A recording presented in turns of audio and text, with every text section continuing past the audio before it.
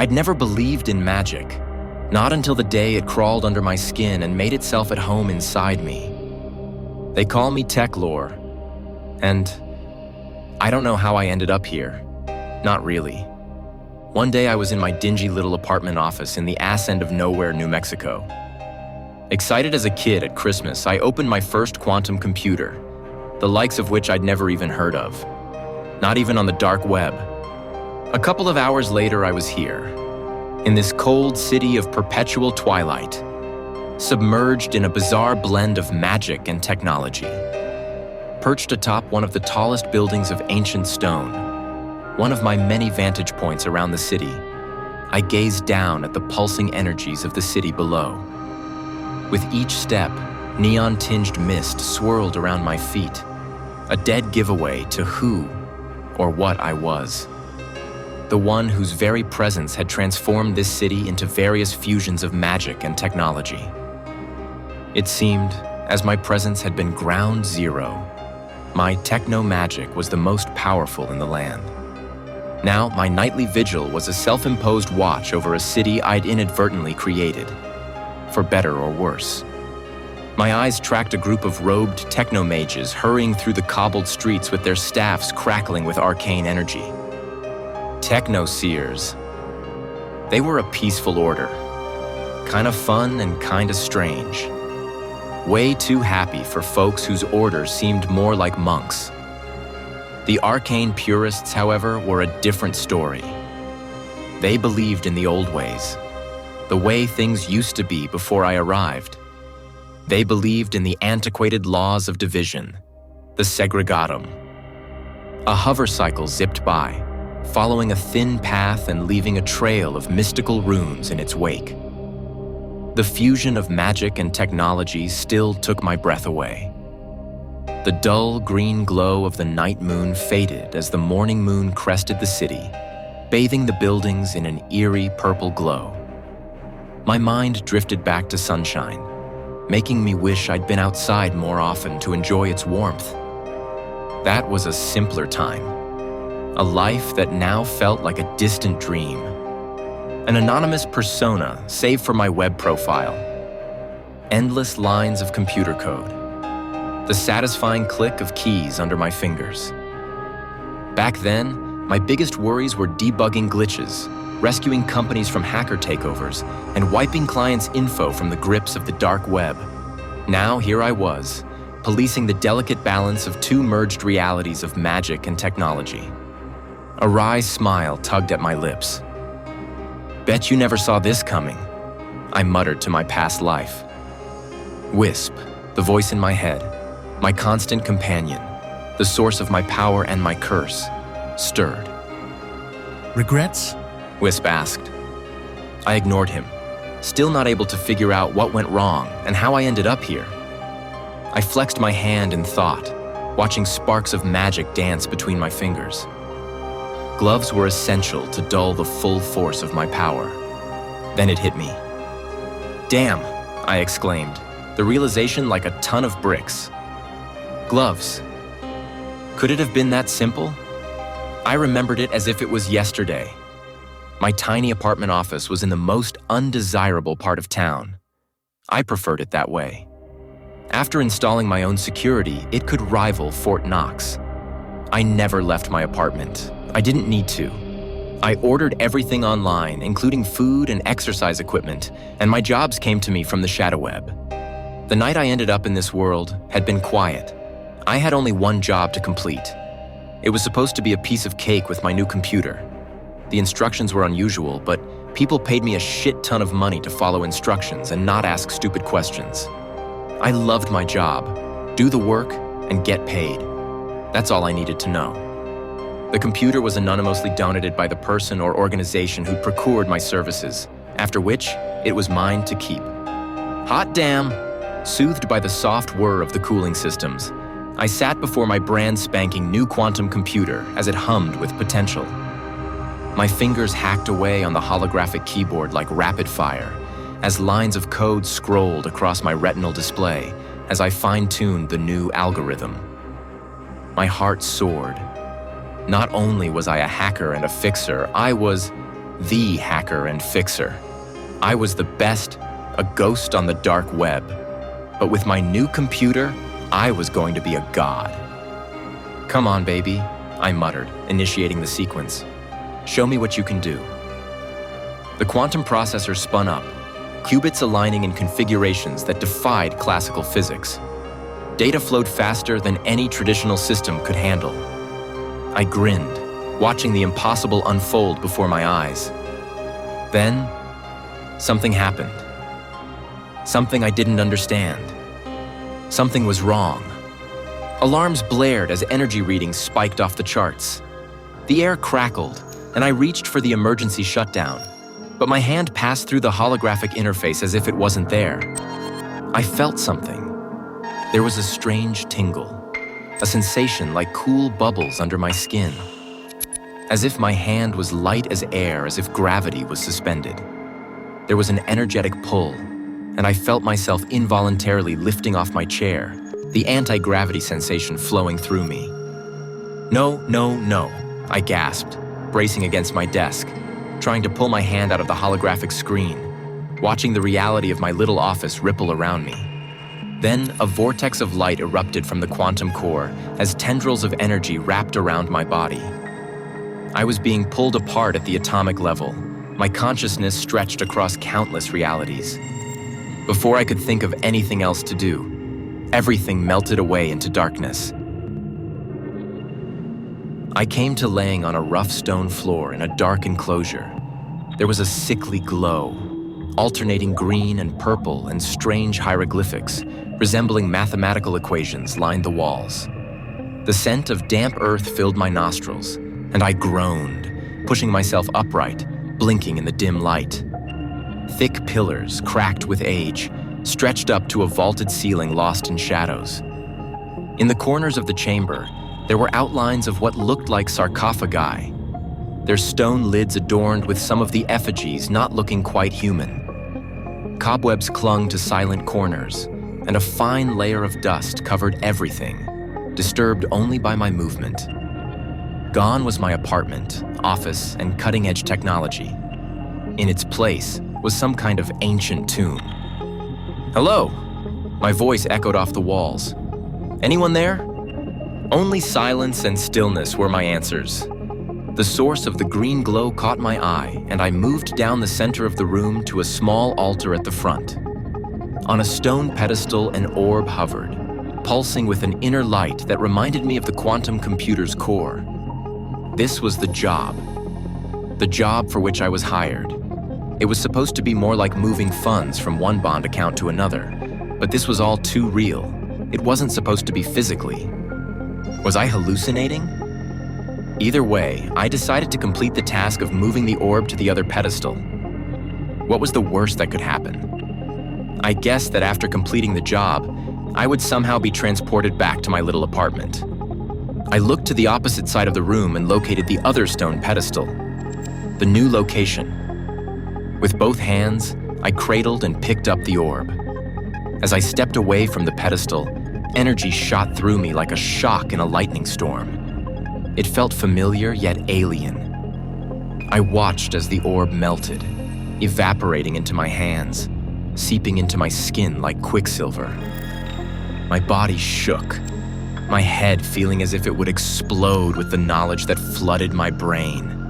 Snippets of an ancient language, glimpses of impossible creatures. A war. In a flash, it was over. "What was that?" I gasped, staring at my hands. They looked normal, but felt different.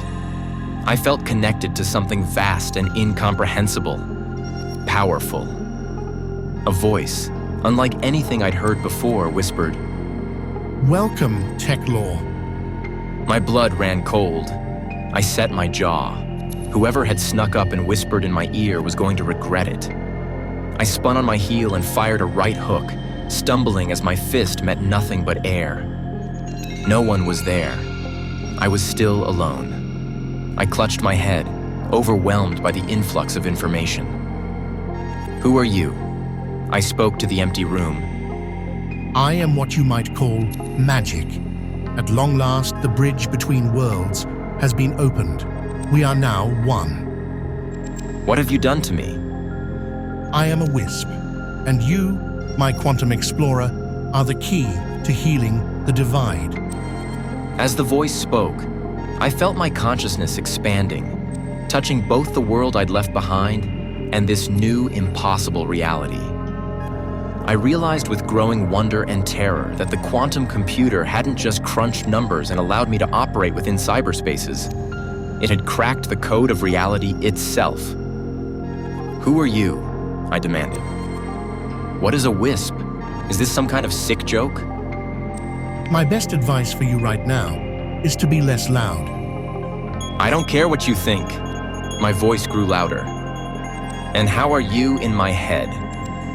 Wisp. How am I here? Why does this feel so real? Is it how that new computer works? Like virtual reality? Then there came a scraping sound echoing through the darkness, like something dragging on the floor, like nails scraping against the walls. I whirled around, my heart pounding. Who's there? I whispered, then louder. Who's there? I demanded. A figure emerged from the shadows. It seemed to be more creature than human. Its skin rippled like oil on water in the dim light, eyes glowing an unnatural green. At last. The new arrival hissed, its voice like grinding stone. A new guardian of the dead. Who are you? I demanded, even as I backed away. Don't come any closer. Stay back. Raise your hands. Wisp, the voice in my head, said. It is time to test out your new powers. Shut up, I snapped at Wisp. I'm trying to think. Before I could blink, the creature rushed toward me with lightning speed. Instinctively, I raised my hand in defense. A bolt of energy shot from my palm, slamming into the creature. It shrieked and dissolved into mist. Holy crap, I breathed, feeling both relieved and awed. I stared at my trembling hands. That wasn't real, right? I found myself asking the voice in my head for clarification. This is all a hallucination, virtual reality, right? Ah, but my young tech lore, it is all very real. What's a tech lore?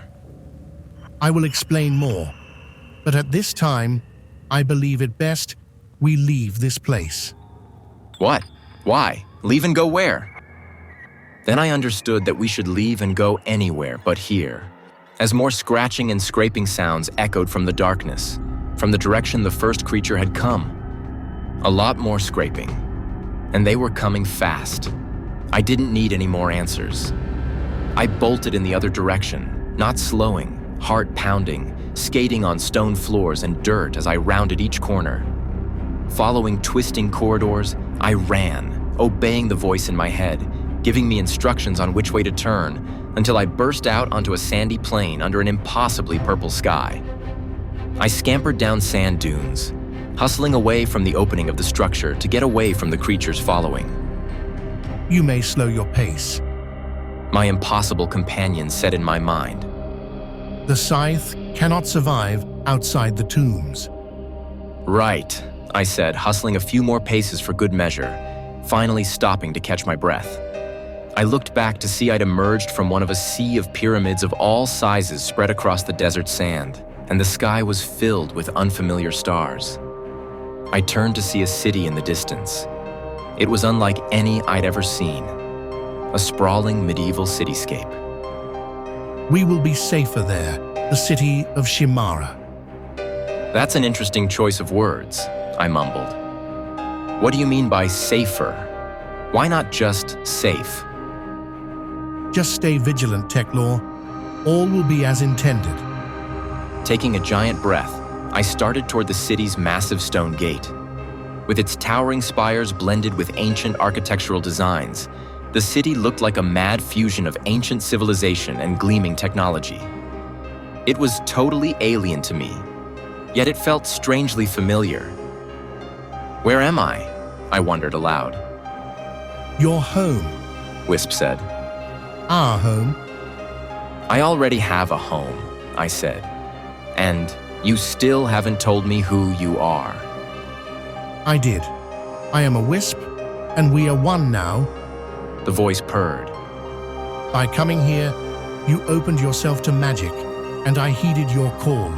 Together, we will reshape this world, the birthplace of your ancestors. I don't understand. My grandparents were from Milwaukee, Wisconsin. I mean farther back in your history, long before your grandparents. Who are you? What exactly is a wisp? I am your companion, your messenger, your guide. People of the realm in which you were raised call me Jinn, guardian, protector, and indeed, some call me familiar. A new wave of images flashed through my mind. A war between technology and magic. A conspiracy to keep them separated. This is insane, I muttered, navigating the sandy slopes and stumbling down the path toward the gigantic archway. As I approached, a figure emerged from the shadows cast by the towering gate. The woman's sleek midnight blue armor caught the glow of the street lamps and suddenly lit up with lights in blue and gold. Her sharp silver eyes fixed on me with unsettling intensity, while a compact weapon secured at her hip hummed to life with power.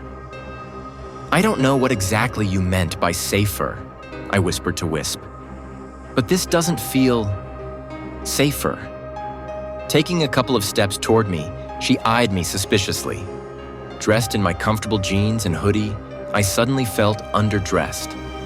Looking at the people beyond the gate, roaming the cobbled streets in their elaborate robes, I definitely felt out of place. State your business, citizen. The high-tech guard's stance made me uneasy. She exuded authority and danger in equal measure. I got the impression she was used to being obeyed without question, obviously more than a run-of-the-mill guard. You look lost. I opened my mouth to reply, but Wisp spoke through me first. We're fine, just taking in the sights. I was shocked and angered that Wisp used my mouth to speak without my permission. It felt wrong. I was also relieved, because I didn't know what to say. The guard's eyes narrowed. She was the hawk, and I was the prey. Her silver eyes traveled up and down my body, studying me and my clothing. You're not from around here. It wasn't a question.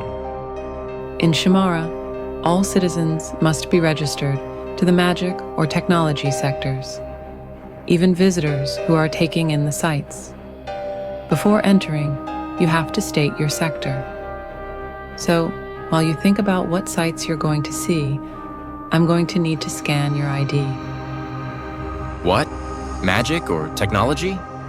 ID? My mind reeled. She's one of them, Wisp urged in my mind. an arcane purist, the ones who'd keep the crafts apart. We will never choose one over the other. What am I supposed to do? I aimed my thoughts internally at Wisp. It was then that I realized it couldn't hear my thoughts. I had to say things out loud that I wanted it to hear. I hesitated, torn between confusion and a growing sense of danger. The woman rested a casual hand on her weapon, her voice growing more urgent. Last chance, citizen. Identify yourself. Magic or technology? What now? I whispered to Wisp. Now, we do what we came here to do. What? I whispered through my teeth, hoping the guard wouldn't hear. What are you talking about? Time seemed to slow as I felt the familiar power building inside me. The same power that had escaped from my hands when that creature attacked me in the dark.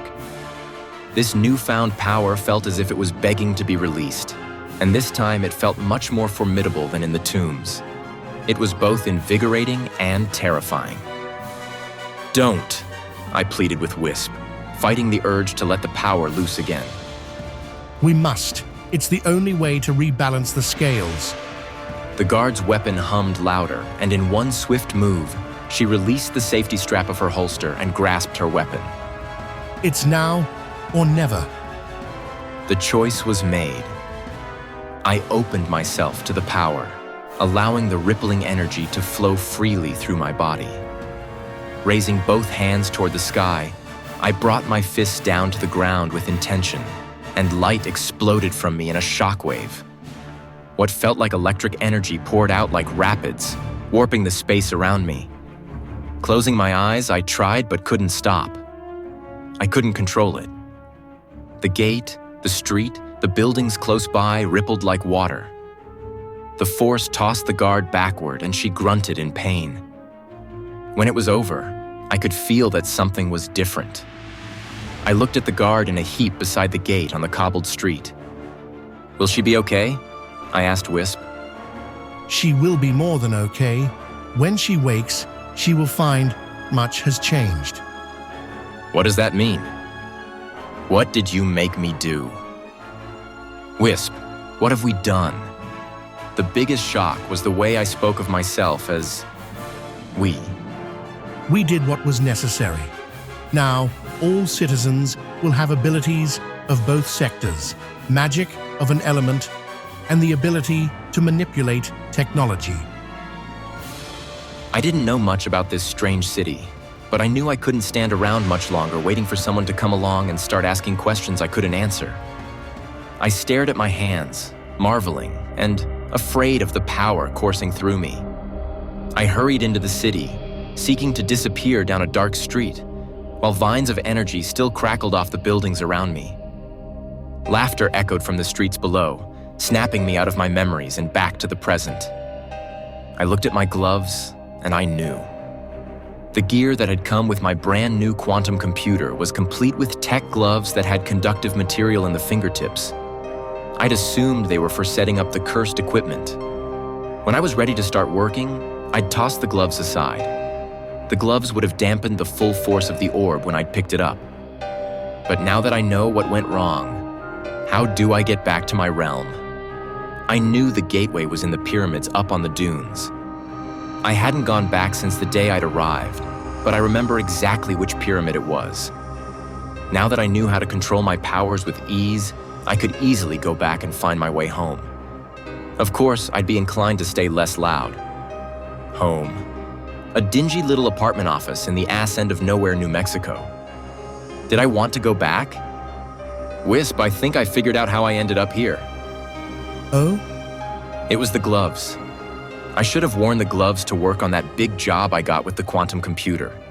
If I did, I probably wouldn't be here right now. That may be so, or it may be not. What do you mean? Things are back to the way they were intended. Magic and technology are once again intertwined, as it was meant to be since the beginning. Since your ancestors escaped the segregatum, you were meant to be here. Tell me more about the segregatum. It was a new law. Long ago, some people were born with the ability to manipulate technology, and others the elements of nature. Your distant father had belonged to the technology sector, and your distant mother to the magic sector. Children inherited one or the other of their parents' gifts. However, every once in a while, select children born to such unions could harness both powers. Their gifts were stronger than the elders, and they became fearful that those children may one day seek to remove them from their seats of power. When the elders decreed it unlawful for separate sectors to mingle, they forced families apart and continued to do so until the day you arrived.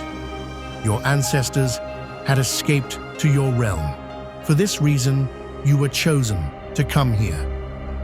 Chosen? The realm needed someone of your bloodline to reclaim the power your ancestors left behind in the tombs before entering the world in which you grew up.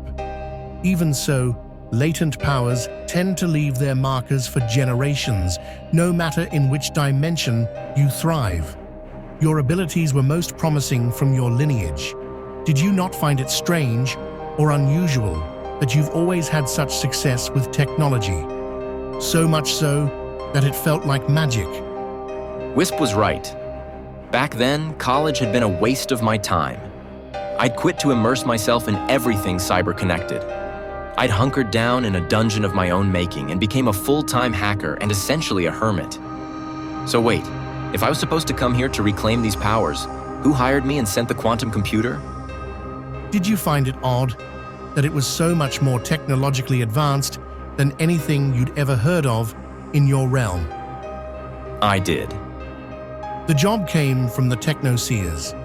They were the ones who'd helped your ancestors escape. Knowledge of your lineage and my existence were closely guarded and orally handed down for hundreds of years.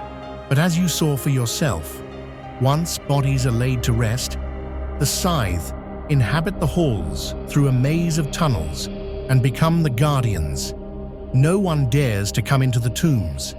The techno-seers knew I would be safe until reclaimed, no matter how long. They sent the equipment through the portal. Why didn't you tell me any of this before? I am but a humble servant. I offer assistance when needed and answer questions when asked. Of course. Just then, a scream pierced the air, resonating up to my perch. "Not in my city," I whispered. Whoever was causing distress to any of my citizens would surely regret that decision. And with that, I dove off the edge of the building and disappeared down into the mist.